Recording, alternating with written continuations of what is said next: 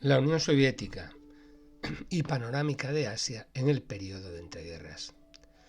La consolidación del poder soviético durante el invierno de 1920 permitió al Ejército Rojo acabar con el intervencionismo extranjero y con los contrarrevolucionarios en el interior.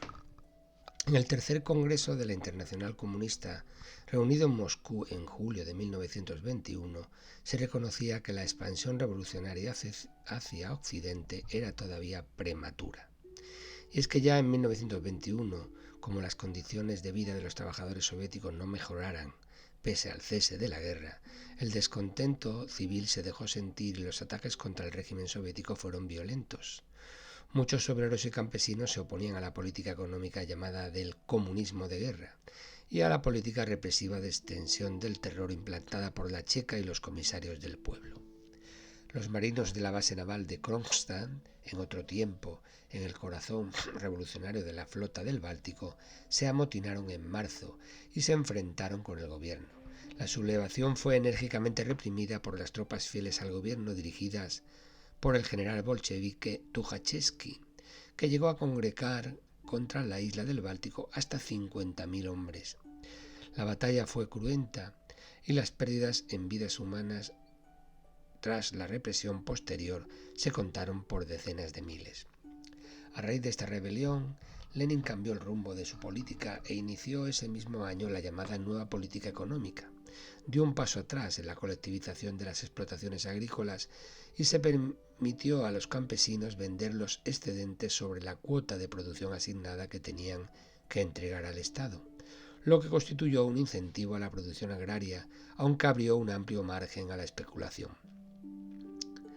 Tras la muerte de Lenin en enero de 1924, en el Partido Comunista se abrió una lucha sorda por el poder que fue ganada por Joseph Stalin, que aliándose con otras personalidades del Politburó, como Zinoviev y Kamenev, y luego apoyándose en la burocracia del partido, se deshizo de Trotsky, su principal rival, que en 1927 fue exiliado a Alma-Ata, en el Asia Central.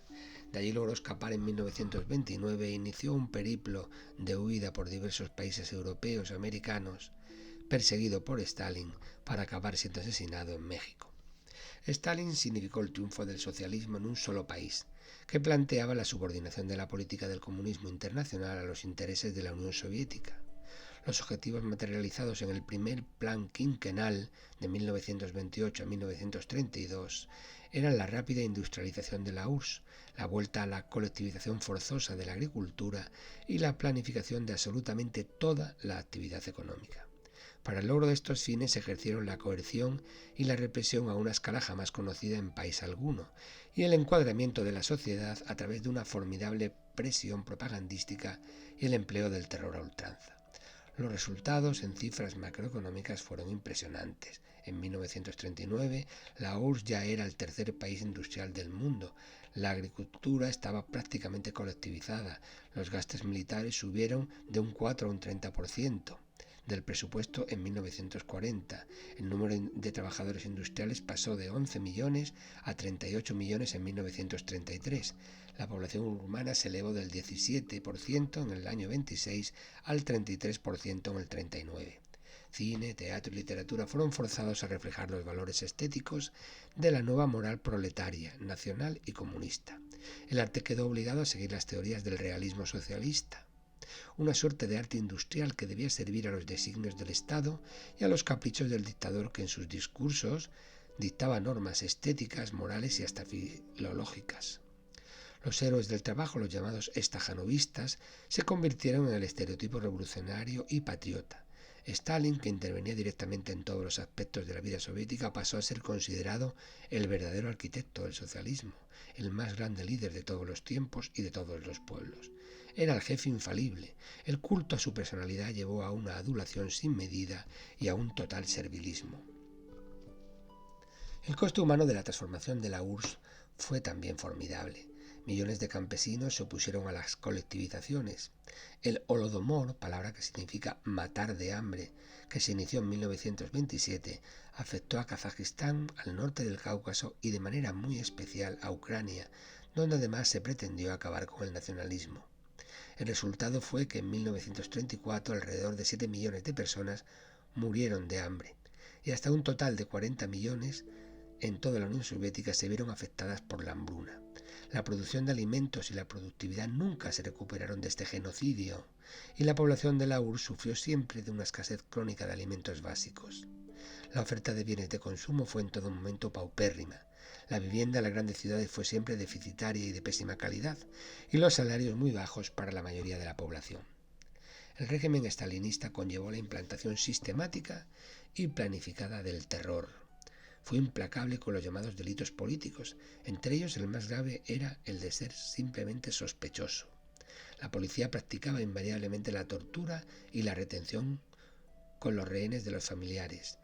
Aún así, el dueño absoluto de la Unión Soviética no se consideraba al abrigo de sus adversarios supuestos o reales. Uno de sus colaboradores más íntimos, Sergei Kirov, miembro del Politburó desde 1930 y considerado su heredero, apareció asesinado en Leningrado el 1 de diciembre de 1934. Luego siguió una oleada de terror, las llamadas grandes purgas estalinistas. En los llamados procesos de Moscú en 1936 se condenó a muerte a varios comunistas destacados, entre los que se encontraban los veteranos Zinoviev y Kamenev. Un segundo proceso en el año 37 lleva a la muerte a Radek y a Piatakov. Y en junio de 1937 son condenados los principales generales del ejército, entre los que se encuentra Tukhachevsky, que son fusilados en 1938. Tras una serie de juicios sumarios, en los que no se presentaba otra prueba que las confesiones obtenidas mediante tortura, Stalin asesinó a toda la vieja guardia revolucionaria. Así, del primer Consejo de Comisarios del Pueblo, presidido por Lenin, solo sobrevivieron 3, y el 75% de los generales del Ejército Rojo fueron muertos o depurados. Estas purgas se extendieron a la totalidad de la población, en las Fuerzas Armadas, en la administración, en las empresas industriales o agrícolas, en la estructura del partido. Los antiguos dirigentes que mantuvieron fidelidad a las ideas leninistas o que simplemente habían tenido contacto con el extranjero fueron sustituidos por hombres nuevos que le debían todo a Stalin. En total se ha calculado que sobre unos 10 millones de represaliados en las purgas estalinistas y que de estos unos 3 millones de personas murieron ejecutadas sin escándalo en los sótanos de las comisarías, en los patios de las prisiones o en las agotadoras marchas bajo la nieve hacia los lejanos campos de concentración de Siberia. En 1939, cuando el caos político parecía indescriptible, Stalin detuvo las purgas de repente, con la misma brusquedad con las que las había desencadenado. El nuevo jefe de la Checa, Laurenti Beria, ordenó ejecutar a su predecesor, Nikolai Yezhov, y a sus más inmediatos colaboradores bajo la paradójica acusación de abuso de poder y violencias intolerables. Probablemente la causa de la detención de estas primeras purgas fuera el temor que a Stalin le inspiraba la Alemania de Hitler. Hay constancia de que Stalin temía el nazismo y antes del inesperado pacto de no agresión con los nazis firmado por Ribbentrop y Molotov en agosto de 1939, en el que se acordaron repartir Polonia, Stalin había llegado a firmar tratados de alianza defensiva con Francia y con Checoslovaquia. El periodo de entreguerras en Oriente Medio. La Primera Guerra Mundial transformaría definitivamente la relación estratégica de fuerzas a nivel global. Aquella despiadada guerra civil entre europeos destruyó el prestigio moral de los blancos y debilitó a Europa, que hasta entonces había dominado el mundo. La decadencia política y económica del viejo continente se hizo patente para los pueblos de Oriente, que comenzaron a exigir regirse por sus propios gobiernos y organizarse política y económicamente en función de sus propios intereses nacionales. Comenzó entonces un imparable proceso de descolonización, con la aparición de nuevos estados independientes que alcanzará su punto álgido en los años que siguieron a la Segunda Guerra Mundial. La Declaración Balfour. Para traerse a los judíos a la causa de los aliados occidentales, el ministro de Asuntos Exteriores de la Gran Bretaña, Arthur Balfour, notificó en la Sociedad de Naciones el 2 de noviembre del 17 que el Reino Unido consideraba favorablemente el establecimiento de un hogar nacional israelita en Palestina y que el gobierno británico haría cuanto estuviera a su alcance para facilitar dicho proyecto. En esencia era el proyecto sionista, fundado en la última década del siglo XIX, y atrajo hacia Inglaterra importantes remesas de capital judío norteamericano. Pero ello estaba en flagrante contradicción con lo prometido a los árabes, para quienes Palestina formaba parte integrante de su proyectado imperio, Ya antes de la Primera Guerra Mundial, los judíos, siguiendo las consignas sionistas, se habían establecido por miles en Palestina y hacia 1914 representaban una 1/10 de la población. Pronto surgieron conflictos violentos con los árabes y la lucha por la propiedad de la tierra, el odio racial, el choque entre dos concepciones culturales y religiosas opuestas se unieron para convertir la pequeña franja mediterránea en el polvorín de Oriente Medio. El mundo árabe e Irán. El nuevo reino de Arabia reunía bajo su autoridad casi toda la extensa península arábiga. Tras la Primera Guerra Mundial ocupó el trono Abdul Aziz bin Saud, jefe de los wahabitas, una secta religiosa puritana del Islam de origen beduino, que expulsó al emir Hussein y en 1925 se proclamó rey de la llamada desde entonces Arabia Saudita. Los ingleses compensaron entonces a los hijos del depuesto Hussein con la intención de tenerlo bajo su dependencia. Al mayor Faisal le correspondió el trono de Irak en 1932 y Abdullah recibió el trono de Transjordania, región de la Siria meridional. En 1946, Abdullah se anexionaría a las regiones árabes de Palestina, extendiendo su territorio hacia el norte, y su reino comenzaría a llamarse Jordania. En cuanto a Siria, continuó siendo mandato francés hasta su independencia, que sobrevino después de la Segunda Guerra Mundial. Su prolongación litoral, el Líbano, se erigió en república separada. En Persia, elementos militares occidentalizados pretendieron llevar a cabo una revolución nacional similar a la de Turquía. El líder de la misma fue un antiguo oficial de la Marina, el general Reza Pahlavi Khan, que provocó un golpe de Estado y se hizo nombrar Shah o emperador de Persia.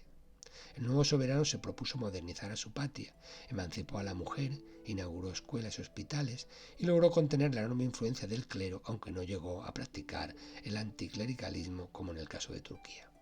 Hasta el conflicto mundial, la región montañosa de Afganistán estuvo dentro de la zona de influencia británica, pero los movimientos nacionalistas y el influjo del comunismo se dejó sentir allí en forma de guerrillas incontrolables. A partir de 1919, el rey Ahmadullah proclamó la independencia, a la vez que iniciaba la colaboración con la Unión Soviética. Egipto se había liberado del dominio turco en 1914, al convertirse en protectorado británico. Gran Bretaña dominaba Egipto desde los últimos decenios del pasado siglo.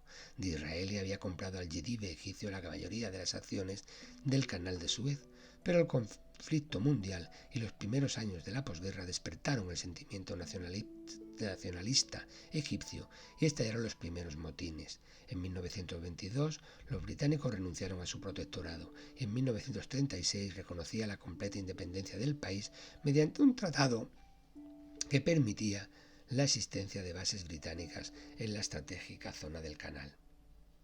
La India.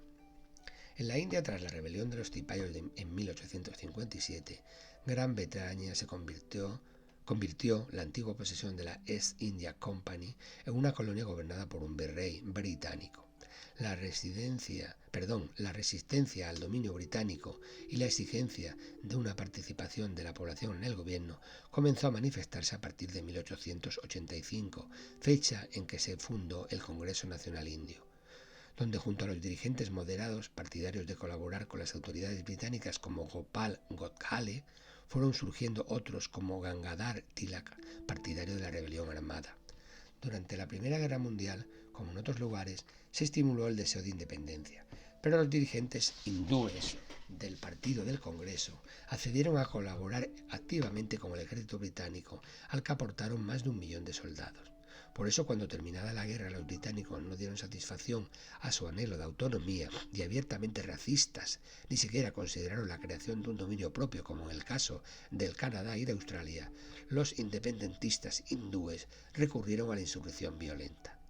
Los británicos, para mantener el orden, impusieron las leyes de excepción, sometiendo a la población a un duro régimen policíaco que propició acontecimientos como la matanza de Amritsar, que en abril de 1919 ocasionaba 400 muertos en la ciudad santa de los Sikhs.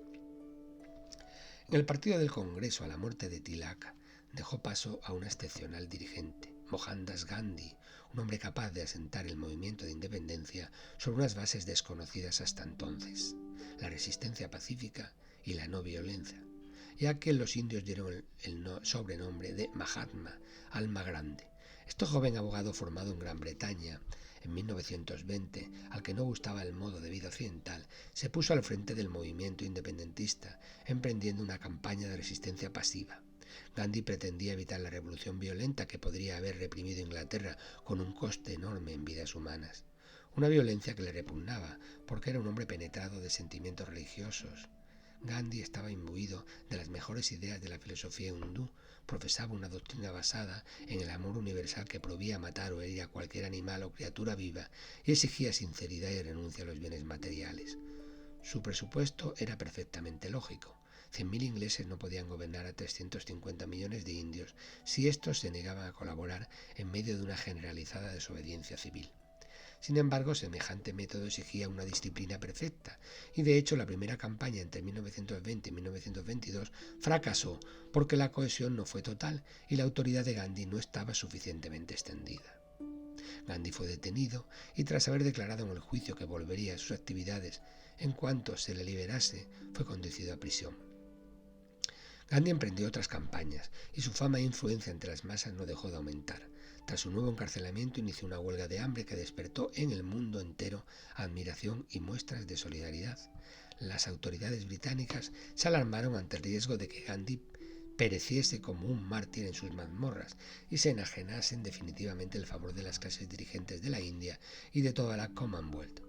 Y el poderoso gobierno de su Majestad Británica empezó a hacer concesiones para que un indio flacucho rehusara tomar unos cuantos dátiles y los sorbos de leche de cabra que constituían su menguada alimentación habitual. En 1930, Gandhi promocionó la Marcha de la Sal, que se convertiría con el tiempo en el acontecimiento determinante de la independencia de la India. Anunció a través de la prensa al virrey británico que su próxima campaña de desobediencia civil sería el ejercicio del derecho natural de los indios a producir sal. Así pues, dejó su domicilio en Assam, al noroeste del país, acompañado de algunas decenas de discípulos y de un séquito de periodistas, recorrió a pie los 300 kilómetros que lo separaban de la costa del Océano Índico. Avanzó dentro del agua y recogió en sus manos un poco de sal. Por este gesto irrisorio y altamente simbólico, Gandhi alentó a sus compatriotas a violar el monopolio impuesto por el gobierno británico sobre la producción y distribución de sal. En la playa, la multitud nutrida de varios miles de simpatizantes imitó a Mahatma y recogió agua salada en recipientes. Su ejemplo fue seguido por todo el país. De Karachi a Bombay, los indios evaporaron el agua y recogieron la sal a plena luz del día, desafiando a los británicos. Estos últimos llenaron sus cárceles con 60.000 ladrones de sal indios. El mismo Mahatma fue detenido y pasó 9 meses en prisión. Finalmente el virrey reconoció su impotencia para imponer la ley británica a menos que se utilizara ampliamente una represión violenta. Cediendo a las peticiones de Gandhi, el virrey liberó a todos los prisioneros y, presionado por las circunstancias, reconoció a los indios el derecho a recolectar ellos mismos la sal. En 1935 Gandhi asistió a la Conferencia de Londres, donde se acordó ampliar las concesiones a la India, a la que se pretendió integrar en la Commonwealth mediante un sistema federal sin considerar su independencia.